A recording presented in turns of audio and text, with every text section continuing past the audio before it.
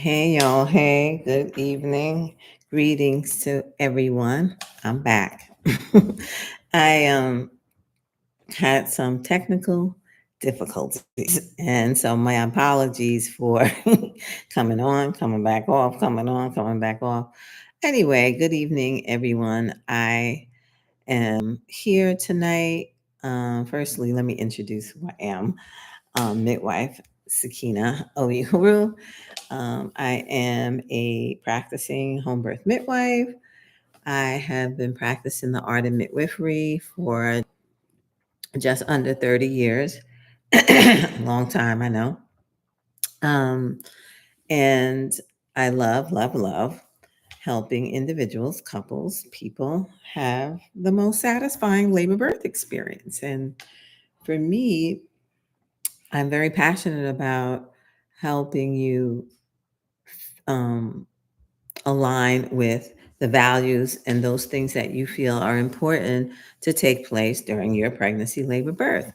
It's important that your voice is validated, it's heard, recognized, and honored as the most important team member, because it is about a team throughout this process. So, tonight, I was just going to talk a lot about out of hospital birth versus hospital, not so much in a um, demeaning way or to disparage people or, you know, discourage people from going to the hospital, but just really to talk about some facts versus myths. And I know sometimes, when couples or individuals are embarking on this journey, it's a lot of fear.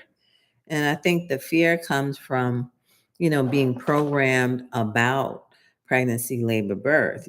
For far too long, we have been, I want to say, um, let's say, inundated with misinformation about the normal physiological process called birth.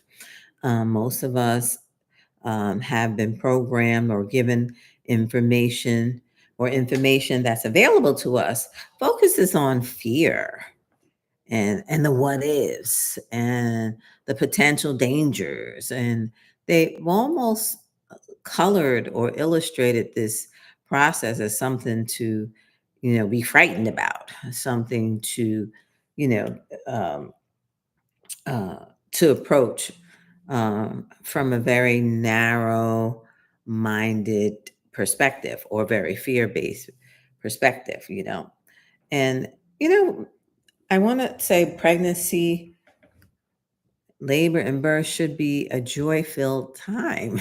This should be, it is monumental. It is about a transformative process that will take place in a couple's life and a woman's life that will be forever spoken of. So it is so impactful to the laboring person, to the laboring couple.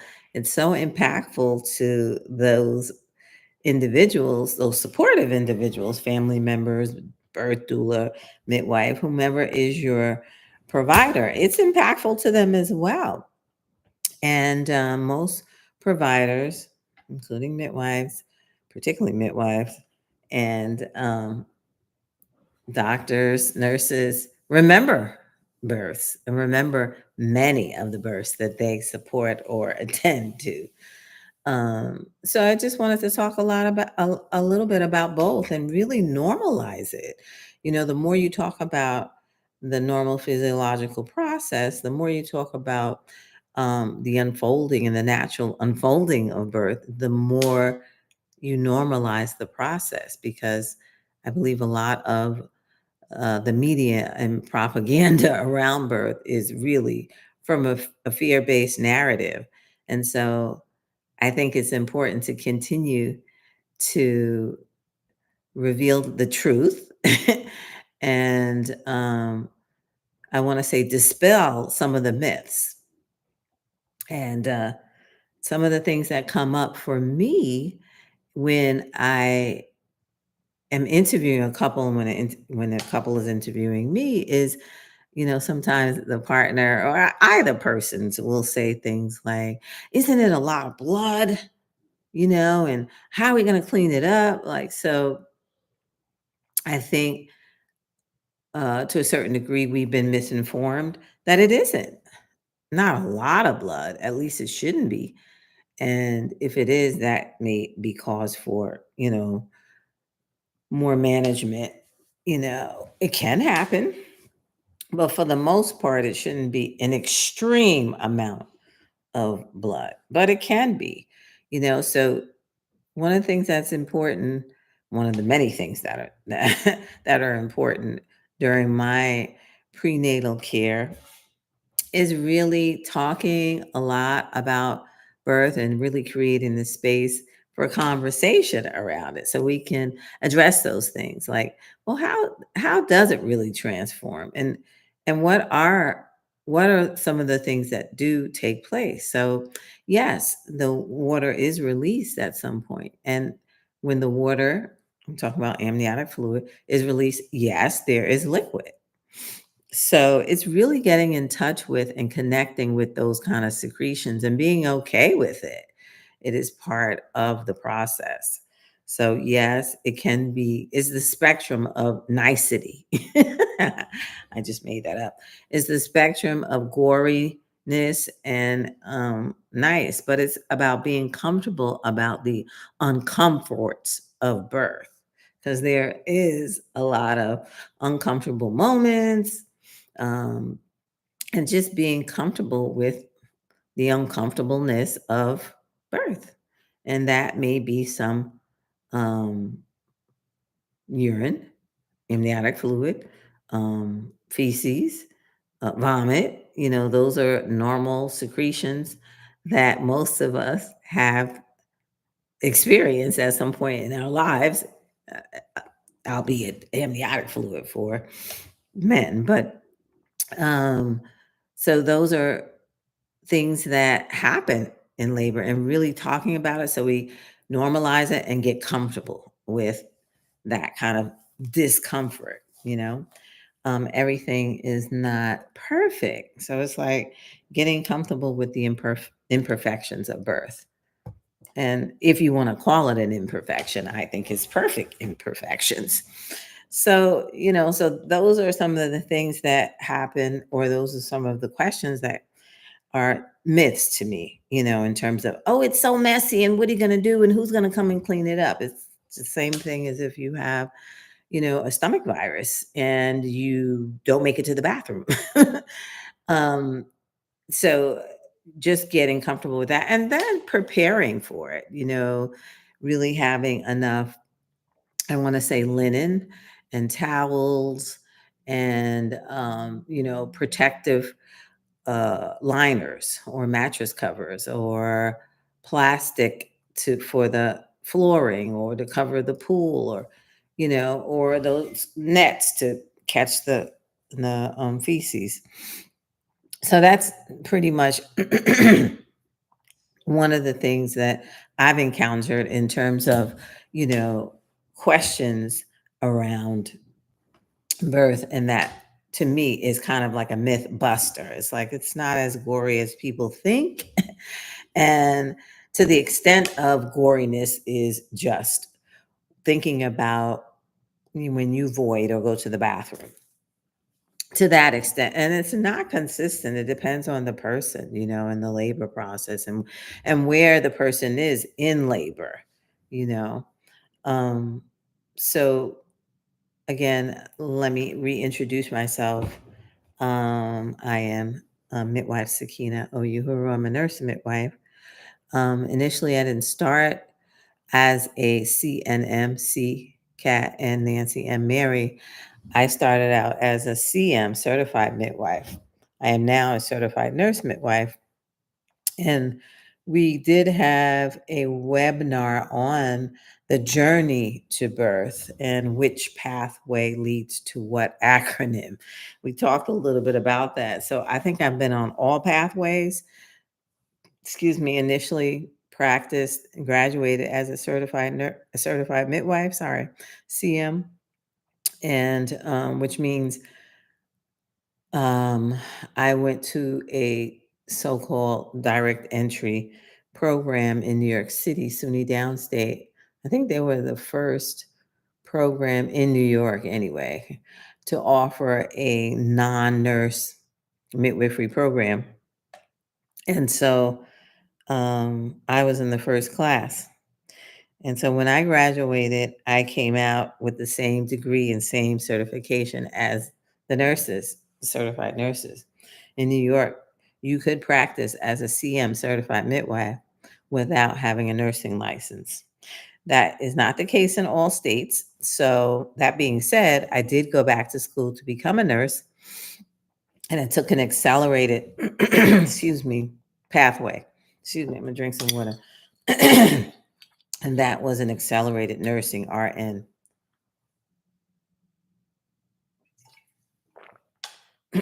program in New Rochelle, which no longer exists. So, and then graduated from that program, took the boards, and became a registered nurse. So I added the RN or the N in my CM. So now I'm a certified nurse midwife.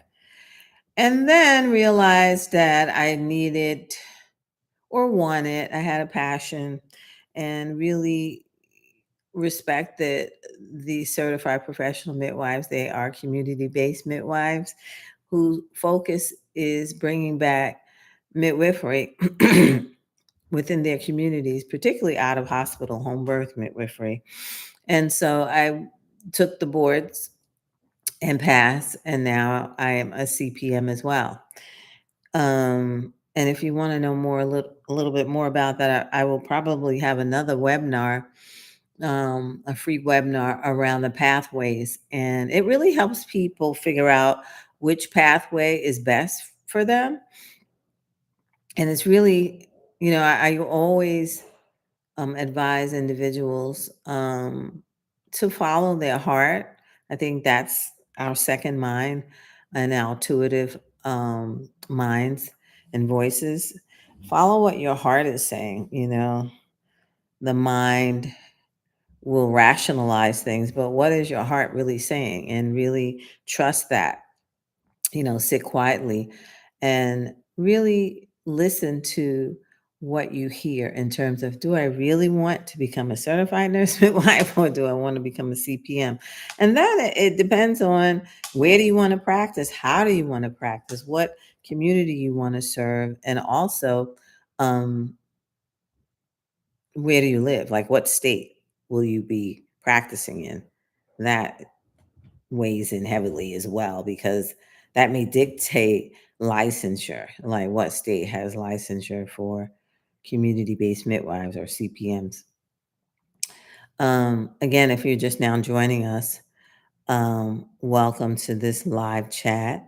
Um, where you can ask questions. I'm inviting individuals to ask questions about myths and facts around home versus hospital. And I just wanted to say there's a paucity or a plethora of studies around the safety of home birth, um, most of which, some of them are sponsored, some of them are not, and sometimes when the studies are sponsored, questionable.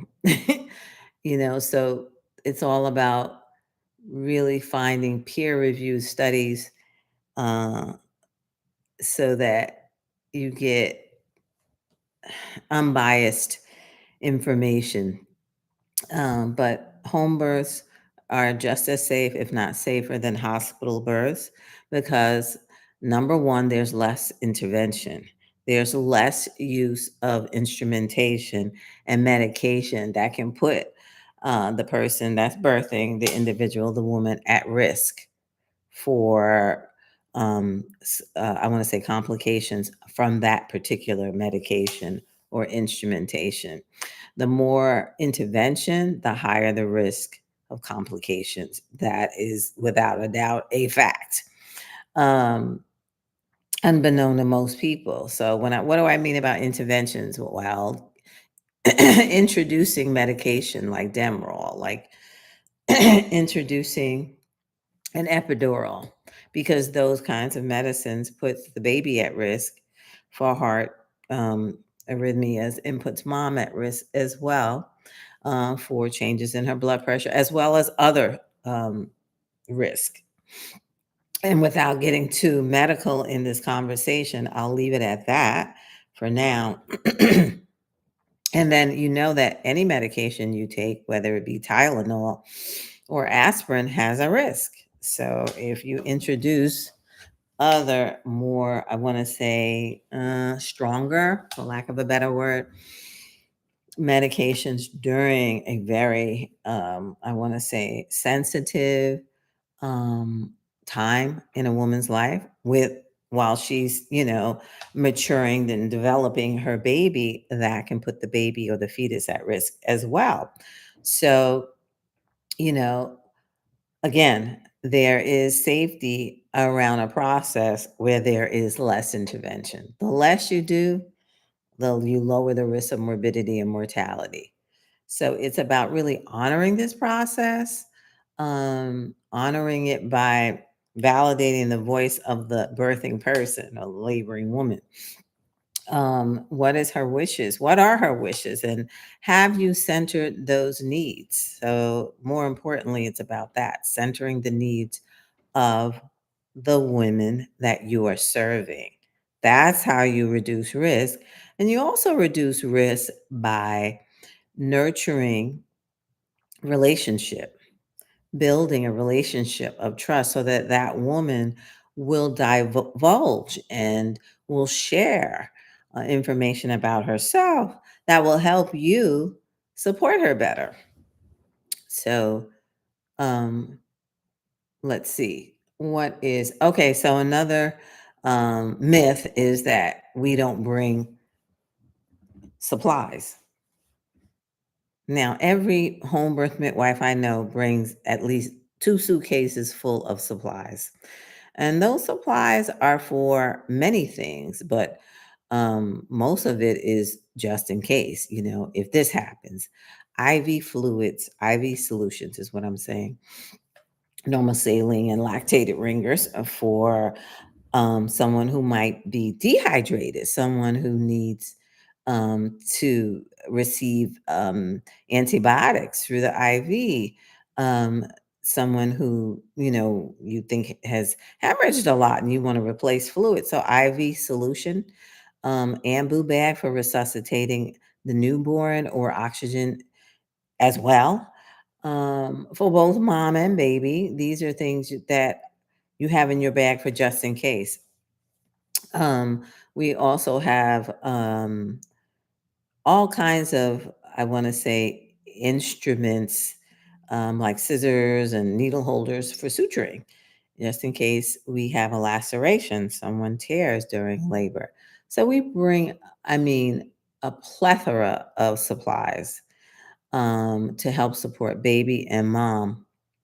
Um, and also, for my home birth practice, I usually have all of my clients purchase a home birth kit. And in that kit are supplies that we need for the labor, but particularly for postpartum. So, yeah, we have medication that we travel with for to stop hemorrhage. We travel with many types of medication for hemorrhage, many type of medications for infection, or to treat someone who has group B strep or fever. So, the bag is endless. It's so many things in the bag: needles and clamps and gauze and gloves and blood pressure um, SFIGs, blood pressure monitoring, the electronic one, the bimanual one, stethoscope, tape. All the things that we use are to make sure that we can support both baby and mom in terms of sustenance, monitoring, and sustaining life. So we take babies' lives and mom's lives seriously, because it is about making sure that your client stays low risk. So in order to make sure your client stays low risk, you have to monitor them. And monitoring them means monitoring the blood pressure and monitoring baby, listening to the baby's heart, fetal heart. Now, some of the things that I'm speaking of on my website, A Woman's Way Warrior Midwife Training.com, we offer mini courses, and our mini courses include courses around medical terminology, courses around Doppler use, and courses around maternal vital sign assessment and newborn assessment. We're going to introduce a couple of more mini courses soon around pathways to midwifery, preparing for NARM, how to start your practice. And those are some upcoming mini courses that you can take by registering online and paying for the course on A Woman's Way or a midwifetraining.com. And I'm going to put it in the chat, and you can click on this website and access our mini courses.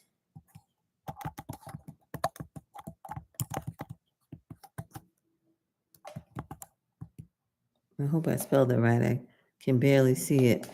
And I also have it in my link tree on Instagram. Let's put that up there. No, it is A Woman's Way. Make sure I have the right Instagram channel. But that's also in the chat.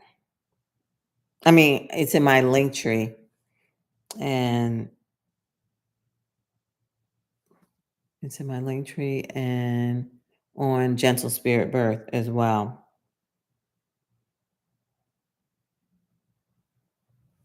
And I'm going to read off a couple of studies too that individuals, if they're interested in reading, the studies that prove that home birth is just as safe as hospital birth, I'm going to read off some of those studies, but I wanted to make sure that I am given the right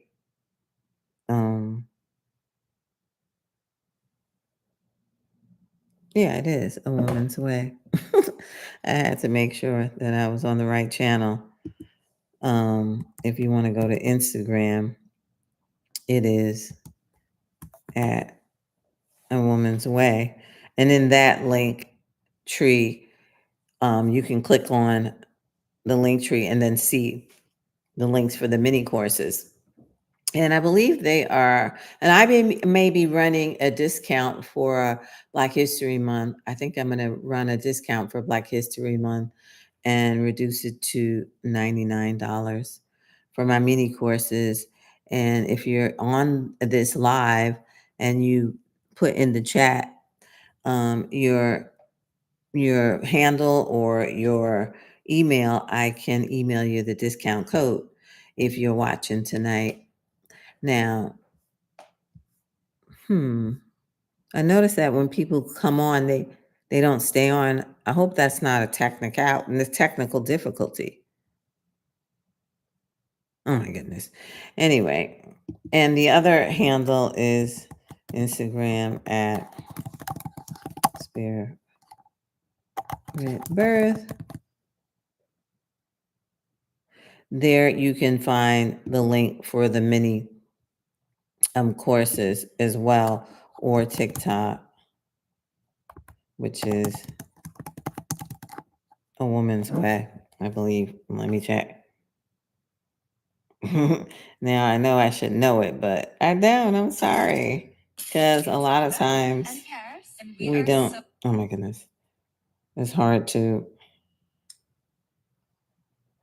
Oh no, it's at a warrior midwife training. Ooh, I got different. Oh my goodness.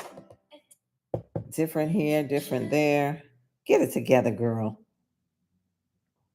Go back. All right. Stick. Where is my holder? All right.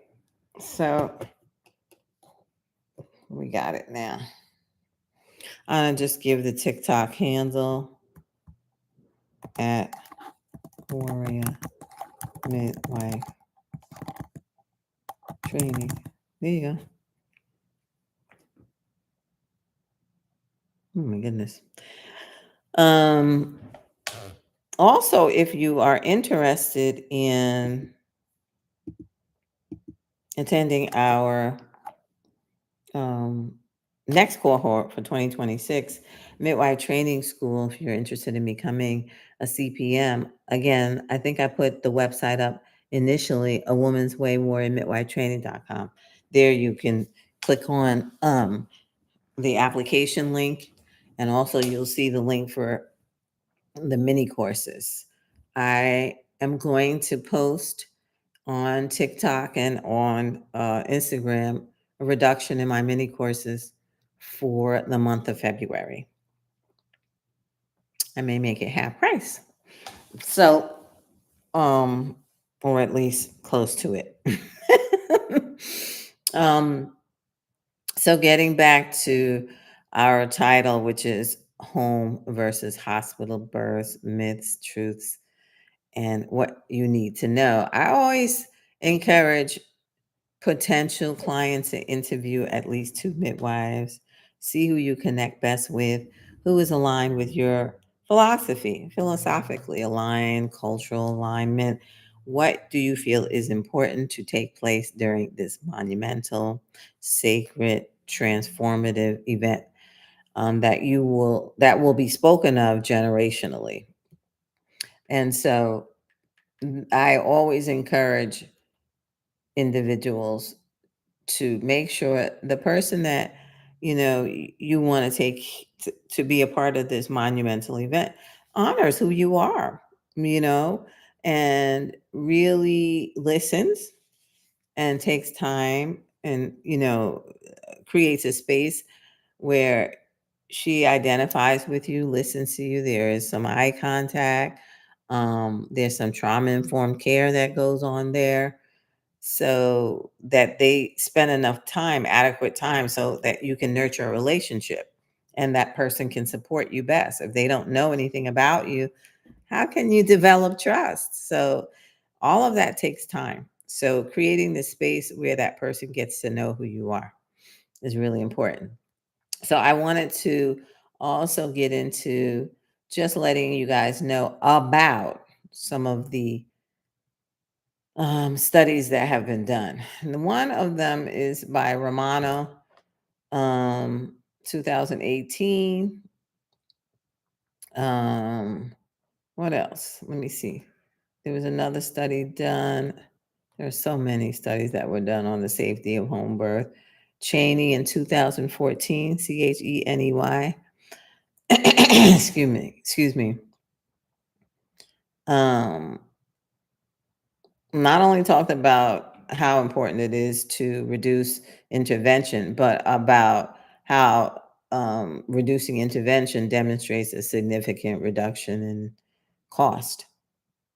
And then there was another one, I believe it was Buckley in 2015, that really talked about um, postpartum depression and how physiologic birth um, normal physiological birth can lead to a reduction in postpartum depression, as well as a reduction in respiratory illnesses for the newborn, because it allows the newborn to transition the respiratory transition for fetal circulation more effectively.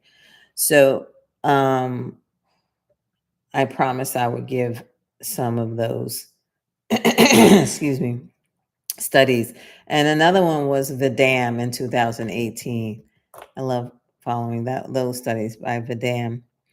And let me just say that evidence has been established that outcomes for home births are improved when interprofessional collaboration and mechanisms for transfer to a higher level of care are excellent. Meaning, when you can have supportive community or a nearby hospital that focuses on making sure that if there is a need to transfer because that client is no longer a great candidate for a home birth, but that process is smooth.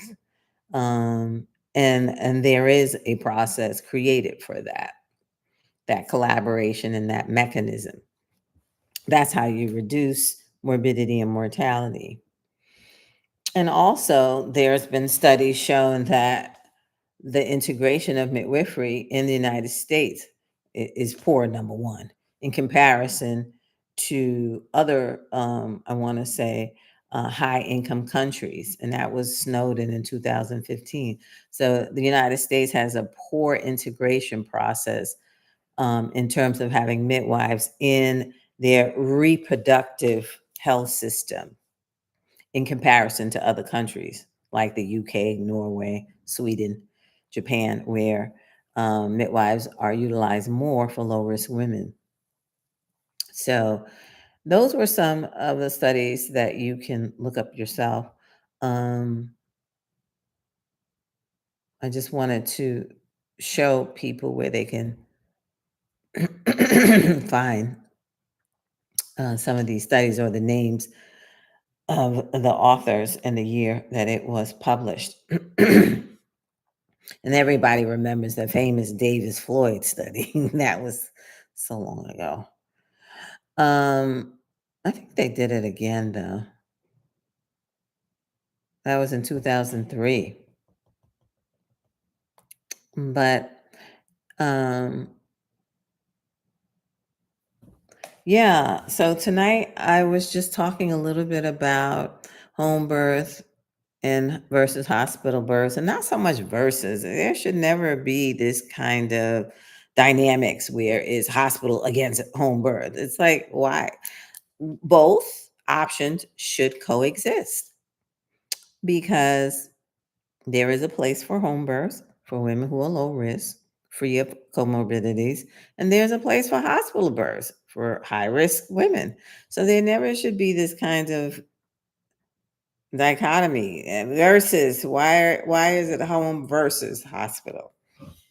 Both options should exist, and that decision should be placed in the hands of the woman, not in the hands of a doctor, a nurse, a midwife, whatever the woman and couple feels comfortable with, whatever their heart speaks to it or is aligned with. Because if you walk into a hospital and you've been receiving care from an obstetrician gynecologist, that's not the person you're going to ask the opinion of. Do you think I should have a home birth? He's going to say, "Are you crazy? Why would I send you to have a home birth?" Most of them don't endorse home births because, the medical industry is a for-profit business. So it's like giving away money to him or her. Um, and you would want that kind of, I want to say, um, situation where you could go to the doctor and ask his opinion, and you can, and they may give an unbiased opinion. And I would think that they would. And that goes for the midwife too.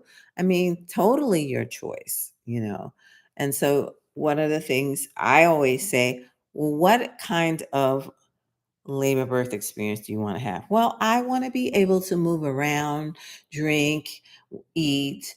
I want to have lights low, music playing, incense burning, and I want to have all of my cousins and all of my friends. uh, okay, so when you set that kind of scenario up, and that you're not going to be able to do that in a hospital. It's like it's all about your desire. It's all about your value system. It's all about what you feel will make you feel the most comfortable and the most supported, you know. So that's why I always encourage my clients to sit quietly, do some due diligence in terms of research if you need to, but really try to center what your own needs are and really connect with what your heart is speaking to.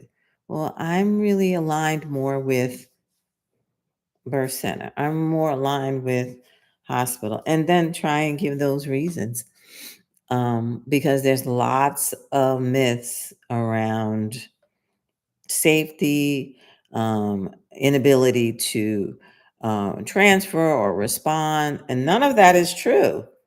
I think it's important to assess how far away the hospital is. Yes, I do think that's important just in case you do have to transfer. But the fact remains that most transfers are non emergent, unknown to the public.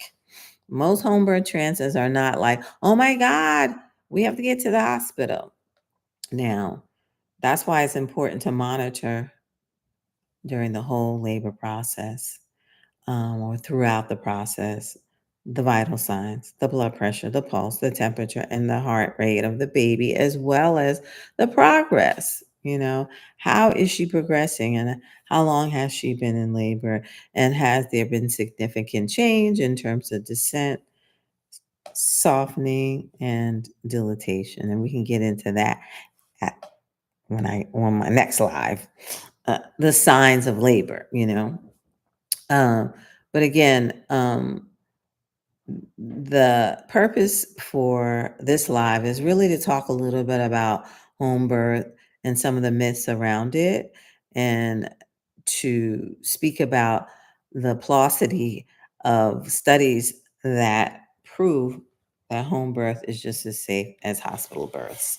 And I went through a list of those studies. But again, when you are, really looking at what studies are out there, and they pop up really well, just look and see if they're peer reviewed.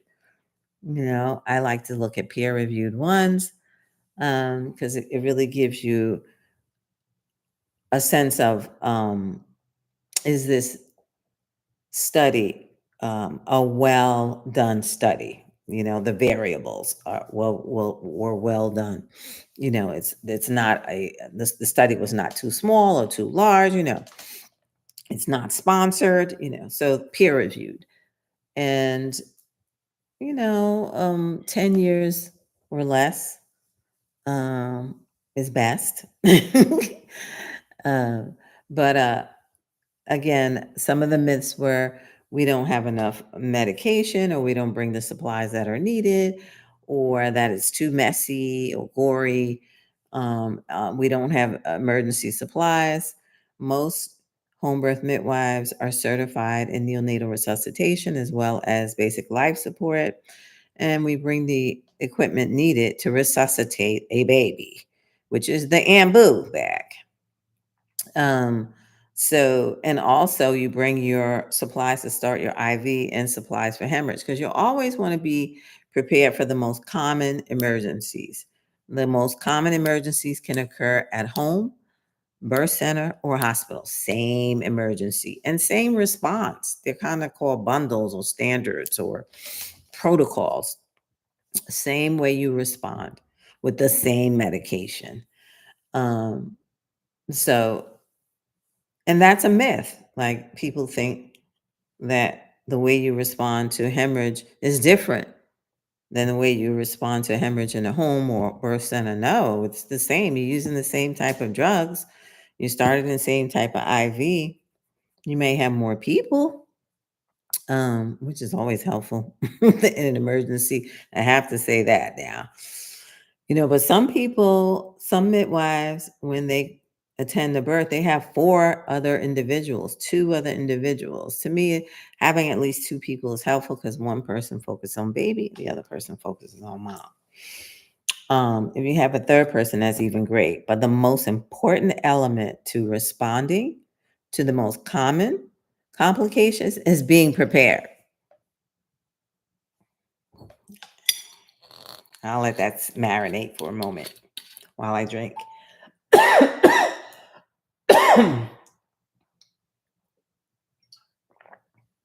Sorry, but I'm getting over a cold.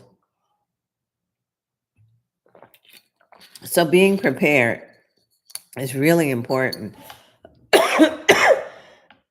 And practicing, excuse me. You have to practice starting your IV and ambu. I think I'm going to end my live now because I'm coughing more than I thought. But before I end, I just want to do a recap on the reason why I had this live. Just going to drink the last bit. It was basically to cover some of the most common myths around home birth. And, sometimes when I'm approached, people are always asking, oh my God, it's going to be so disgusting. And it's going to be a lot of blood, or what do we do about it? And try and normalize that a little bit by discussing it prenatally and talking about being comfortable with the discomforts. We have to get comfortable with, going to the bathroom, right? Voiding and having a bowel movement. It's the same level of discomfort, and preparing best for it. So having enough, linen, towels, and mattress protective coverings, flooring, having chucks, having the supplies you need to prepare for that. So that's one myth buster. It's not as gory as people think. And then you're talking about it to normalize it, and also preparing so that you can, mop up the liquids that might emerge. Having a bucket so the woman can, you know, vomit in, because that happens. Um, and all of it is necessary in processes that bring about this wonderful birth. All of those secretions are moving out of the way so that there's clear passage way for baby to come down and out. So normalizing it during the prenatal, getting comfortable with the discomforts, and preparing. We also talked a little bit about safety and how many studies there are out that prove the safety of home birth. And again, the most common complications that can occur at a home birth is the same complication that can occur at a birth center or a hospital birth. And the only difference is um, being prepared and responding in a humane way, not a dismissive way, not a way in which, oh my God, something's happening and you have a provider who's not paying attention. So, the most important takeaway is listening and using your senses, your eyes, your ears, aside from all of the supplies and monitoring that gives information, you can gather a lot of information with your eyes. You can gather a lot of information using your ears. And the most important thing is connecting with your client, and that happens by centering her needs, centering the couple's needs, and developing a trusting relationship. That's really foundational to home birth midwifery, to my practice. One of the most important tenets is really developing a relationship built around trust. Because once you nurture trust, um, you really can support your client best. You really are able to support them in the way that they need you to, and you really learn all of those components about them that will help you support them best. So knowing their past, where they came from, it's important. Where they grew up, where do they work, are there any other children, what's their relationship with their mother, that's important. What will be their supportive team once the baby arrives? um, how do they cope with pain? And just allowing, creating this space where your clients feel comfortable sharing their fears, sharing those doubts, worries, the things that may keep them up at night, the things that they really didn't want to tell anyone, where there are other trauma or harm done to them in a previous that they were exposed to or experienced in a previous pregnancy, labor, birth. That's important to know. If there was any history of sexual violence, domestic violence, all of those elements are going to help you support them best. Getting into the history in terms of surgery, surgeries around womb, surgeries around their breast, their perspective, really.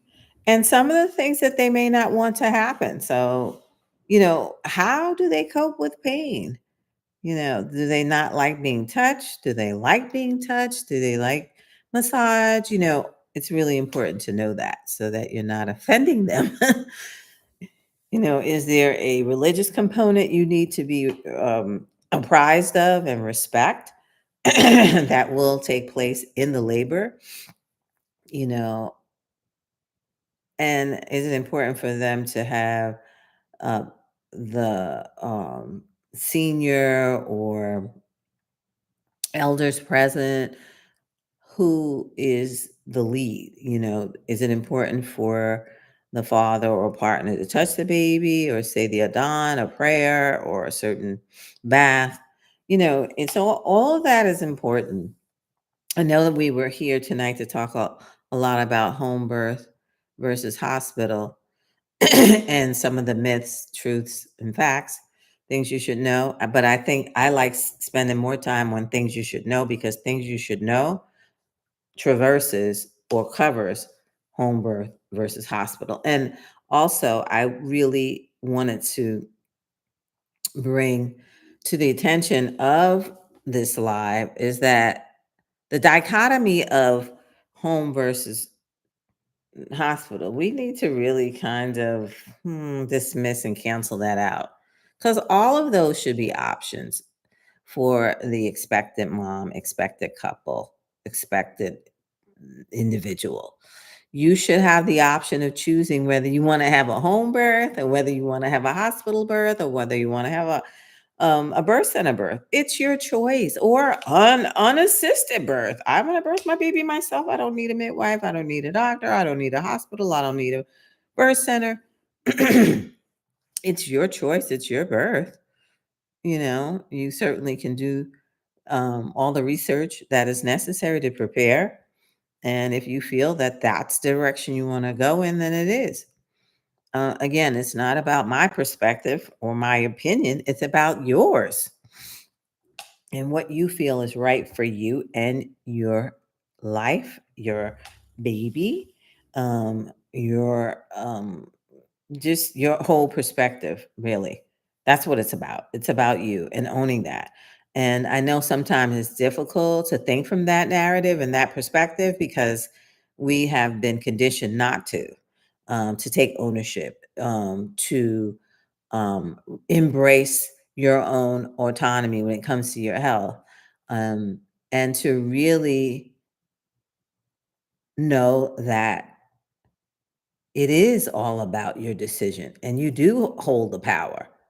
And it's about changing the power dynamics around birth because it's your body, your baby, your birth, your body, your baby, your birth. And you have to keep saying that to yourself to get it in your own spirit and so that you believe it. Because if you've been programmed long enough to think that it is not, that's how you're going to respond.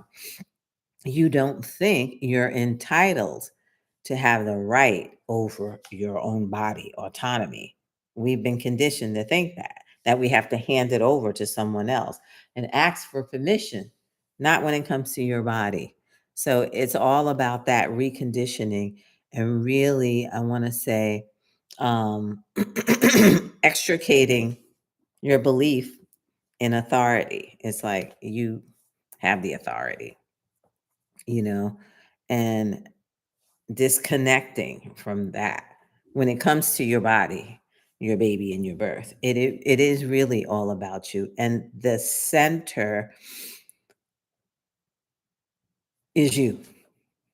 You're central to this process.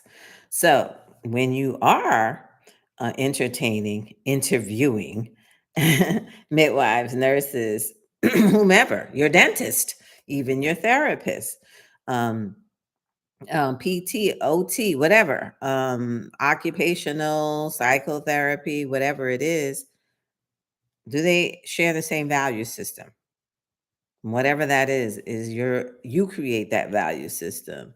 Are they honoring your voice? And so do they dare to touch, dare, if that's what you want, to look in your eyes? Do you have their attention, or is their attention drawn to the computer or a machine? So, what is your value system? And what are you connected to? What do you uphold in terms of this process? And that takes some time, and knowing, well, I want someone who allows me to speak and doesn't interrupt me. The basics to communication. Is that important to you? Because for me, I don't like when people overtalk me. And so when I have a provider who doesn't listen, it's like you got to listen because you don't know what's going on with me. I have to tell you that. That helps you make the diagnosis. So listening is key for me. For you, it might be some cultural alignment, some ancestral alignment. Does the person look like me? And not being afraid to connect with those things that are aligned with you. Again, is deprogramming the way in which you think about birth, and deprogramming, um, and giving, and excuse me, really changing the power dynamics around your health and around pregnancy. Again, a lot of the propaganda, a lot of the information that we have received around pregnancy, labor, and birth has been from a fear based narrative, a fear based approach. What if something happened? But you must.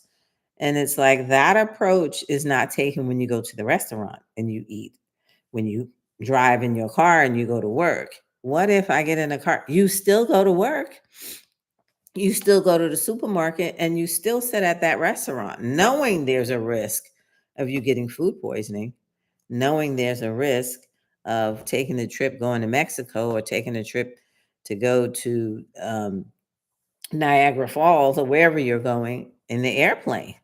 There's a risk. There's a risk every day when you walk outside your door. So, do we live our lives based on the risk? Of course, to some degree, you do. But we take far greater risk in our car than we do having our babies at home. We take far greater risk, or I believe the risk of having your baby at home is less than a man who's 65 years old running a marathon. That's what I've heard. So, anyway, I think it's really important to take everything under consideration, but the most important elements is what resonates with your spirit, what resonates and align with you philosophically, culturally. What are the important components to you? That is what's important here, because we can talk all day long about the litany of studies that show that home birth is just as safe as hospital births.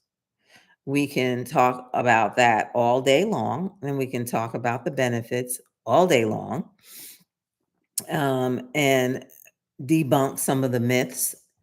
But really, what it boils down to is you. What it boils down to is what's important to you. But more importantly, knowing that it's your birth, it's your body, it's your birth, it's your body. So it's like, what is important to you? That to me is the takeaway, and that's more valuable than anything else. It's also important, of course, to do due diligence in terms of your research, um, and read the books and watch the videos that talk about home versus hospital, home versus birth center, and know some of those are really important. Yes, they are important, but I believe wholeheartedly that is more important to know that. The power lies within you, and it is about your body, and it is about your baby, and it is about your birth.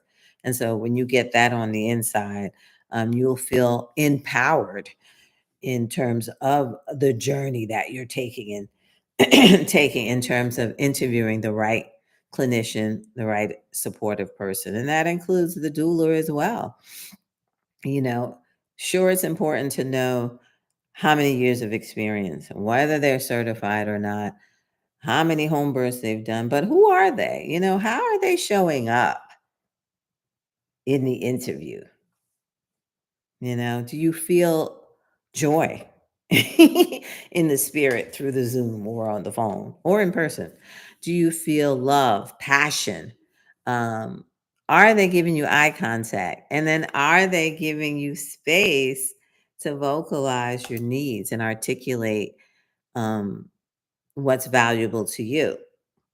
And so to me, it's like, how does that person show up? Do you feel honesty? What are you feeling, when you sit with them? Um, do you feel authenticity, genuineness? Are they genuine? What are you feeling? What are you getting? And again, have the conversation. And sometimes everything starts with a conversation, you know, even in conflict, everything starts with a conversation. Be willing to have a conversation. And how are they showing up? So, in the conversation, is asking people really to talk about themselves because you can get a lot out of that, or talk about what brought them to this space and how are they connected? How are they married to this? And why are they so passionate about it?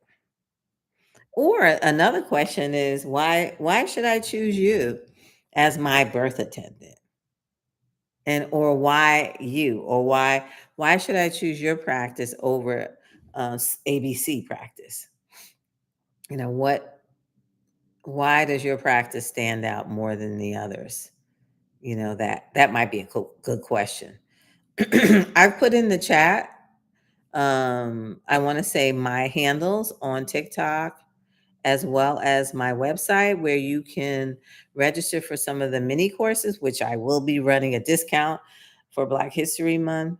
And I also put in those handles the Instagram, because the link tree also has information on how to register for the mini courses. If you're ever interested in learning how to use a Doppler, basic Doppler use, which is the machine or apparatus we use to listen to the baby, all of these skills give you, I want to say, a one up in your resume. If you are looking to become a birth assistant or midwife assistant, you can register for these mini courses, and we can send you a certificate and that you have passed, and that you now know how to do, um, based on registering for this course, how to use a Doppler.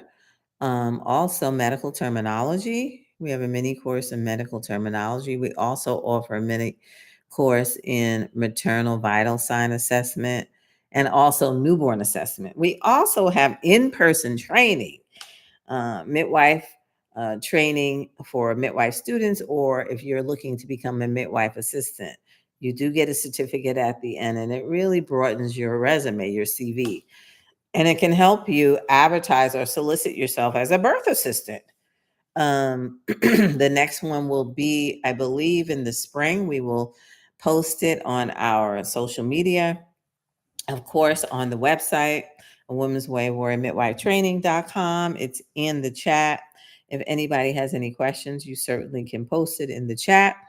Um, Tonight, I was just addressing some myths, truths, things you should know when you are searching for a birth support person, be it a midwife, a doula, a doctor, and talking about some myths, doing some myth busting around supplies, around what happens at a home birth. and really just talking a lot about how we need to, I want to say, debunk, cancel out the hospital versus home birth. There should never be that. We should cancel that out. And they should be just listed as options. And you should decide which setting resonates most with your value system, your philosophy, and what aligns with you. And I think I'll end on that. This has been a great live. This is Midwife Sakina Oyuhuru signing out here. My practice is Gentle Spirit Birth, and our mini courses are living on the website, A Woman's Way Warrior Midwife Training.com. And I have it listed in the chat.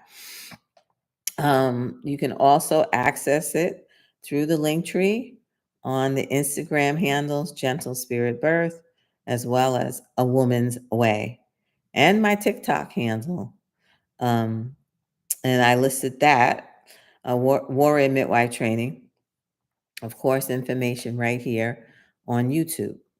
I will try and get more consistent with coming on to talk a little bit about home birth, pregnancy, midwife training, and all things considered birth, because we're always birthing and mothering something. So, thank you if you are just now joining us. Tonight's live was all about um, home birth versus hospital, but really demystifying some of the myths around it, debunking myths around what to expect, and really just trying to focus on deprogramming our way of thinking about birth.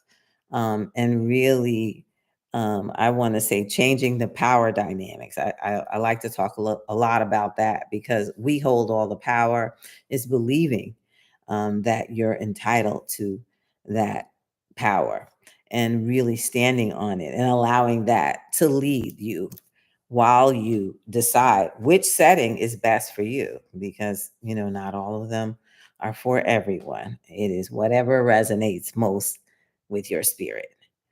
Thank you for joining us. Have a great evening. I hope this was fruitful, and I hope you have gotten some information that will help you on your journey to becoming a midwife, or on your journey as an expectant couple, expectant mom, expectant person.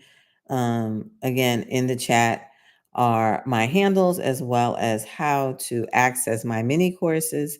A Woman's Way or a Midwife Training .com is where you can access the mini courses. Right now, we're going to add to those mini courses, but right now we have basic Doppler use, how to do a newborn assessment or vital sign assessment, maternal vital sign assessment, as well as medical terminology. So at the end, you can receive a basic certificate. We also offer in-person training for those of you who really want to become a birth assistant, midwife assistant, or if you're a midwife student and you need those skills. We offer them twice a year in Raleigh, in person. Look out for that information on my social media platforms, as well as our website, A Woman's Way or Midwife Training. And again, hopefully you've gotten a lot of information tonight. Um, and we will try and come back here again next Monday. Good night, everybody. Thank you for joining us. Have a great evening.